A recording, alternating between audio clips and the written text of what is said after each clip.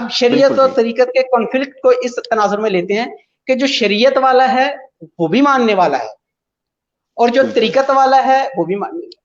مثال کے طور پہ ایک عالم ظاہر ہے, وہ بھی حضرت غوث اعظم شیخ عبد القادر جیلانی رضی اللہ تعالیٰ عنہ کو مانتا ہے, اور جو ظاہری علوم شریعہ کا اس طریقے سے فالوور نہیں ہے یا اس طرح عامل نہیں ہے, مانتا وہ بھی ہے.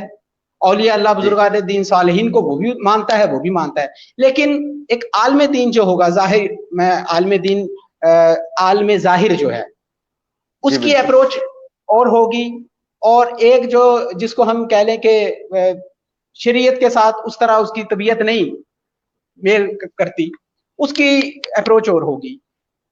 اچھا, اب یہ کیا ہے؟ یہ طبیعتوں کا تضاد ہے, یہ مفادات کا کانفلکٹ ہے. یہ میں اس سے اوپر والی بات کرتا ہوں. یہ در حقیقت مفادات کا کانفلکٹ ہے جس کو ہم نے شریعت اور طریقت کا کانفلکٹ بنا دیا. اب ایک جملہ معترضہ میں بولوں گا کہ ظاہری بات ہے کہ میری گفتگو میں روایتی پن تو ہوتا نہیں ہے, وہ یہ ہے کہ شریعت کے نام پر اور طریقت کے نام پر, یہ دونوں چیزوں کے نام پر کچھ مفادات وابستہ ہوئے ہیں دو طبقات کے. یہ مفادات کا کانفلکٹ ہو جاتا ہے بعض دفعہ, تو اس کو نام کیا دے دیا جاتا ہے کہ یہ دو چیزیں الگ ہیں.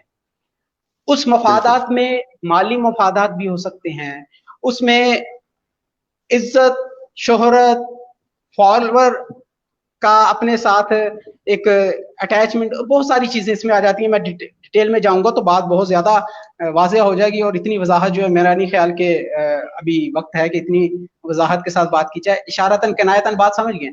اچھا, اس میں ایک چیز اور بھی آ جاتی ہے, میں بس تھوڑا سا اس میں ایڈ کر دوں تاکہ کوئی تشنگی نہ رہ جائے اس سوال کے جواب میں.